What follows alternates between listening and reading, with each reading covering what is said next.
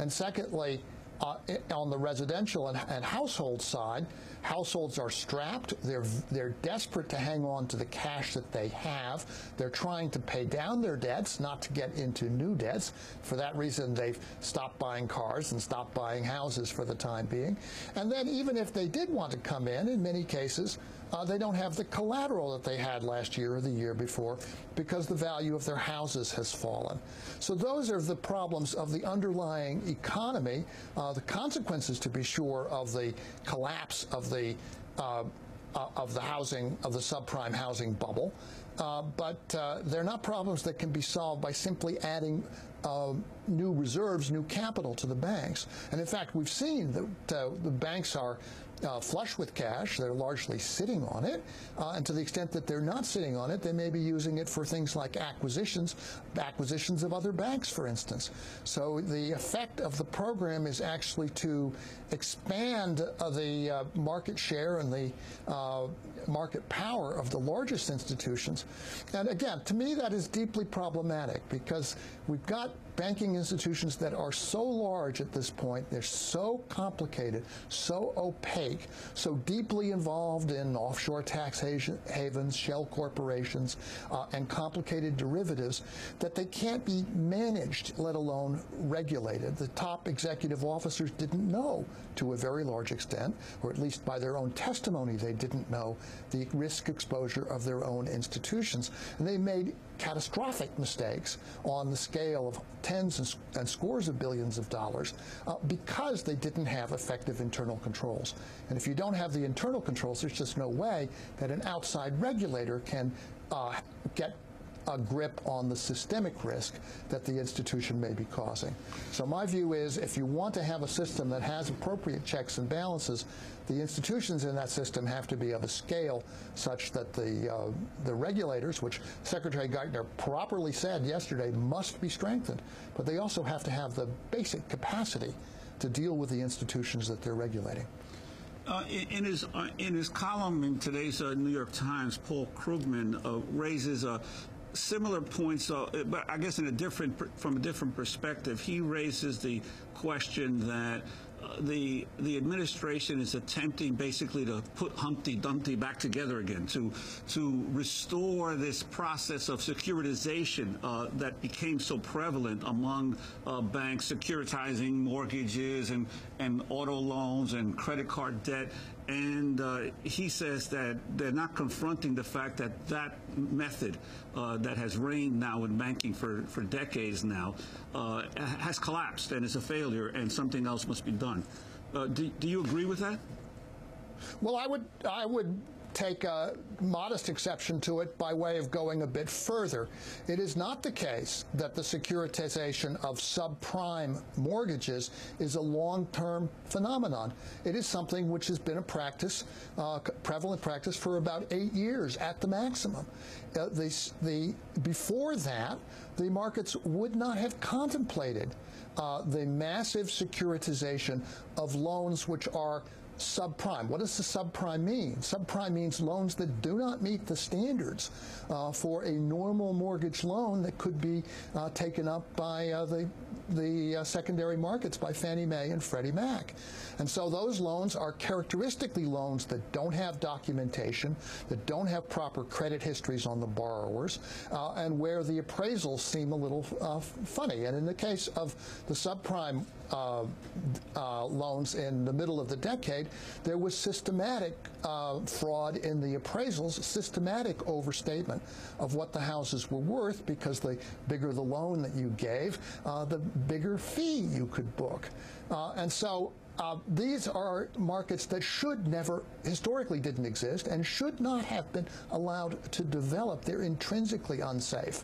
And so from that point of view, Paul, of course, is exactly right, that trying to restore these markets, trying to go back to the normal of 2 years ago, is really trying to go back to a situation that has historically abnormal and intrinsically unstable. And in some ways, you can say what the Treasury plan actually is a way of creating a new derivative, a new bond, if you like, which the Treasury has half the capital and provides 85% of the value of the purchase in the form of a low-interest, non-recourse loan. That's designed to make the purchase of these so-called assets from the banks a highly profitable proposition for hedge funds and private equity investors and others who are in a position to risk their capital without having to face fiduciary consequences. And so it's something which I suppose there may be investors out there who think that they could make money off of this, but I'll tell you who it would be particularly attractive to if they could get away with it, and that is the banks themselves or their or people acting on their behalf, because what it would mean is that in effect the banks can transfer someone acting on behalf of a bank could arrange for the transfer of a dollar's worth of these bad securities at face value for 7.5 cents of risk. And that means that you're really, in effect, creating a conduit which would just take these losses off of the books of the banks, put them on the books of the Federal Deposit Insurance Corporation, and I would say that would solve the problem for the banks, but it wouldn't solve the problem for anybody else. Professor Galbraith, we want to thank you very much for being with us. James Galbraith is an economist, professor of public affairs and government at the University of Texas, Austin. His most recent book is The Predator State, How Conservatives Abandon the Free Market and Why Liberals Should Too. This is Democracy Now! When we come back, we're going to talk about what happened in Guadeloupe. Then it is the 30th anniversary of 3 Mile Island. We'll be talking about the biggest nuclear accident in U.S. history. And what about the death of American newspapers? Bob McChesney will join us from Madison, Wisconsin. Stay with us. You better forget about it.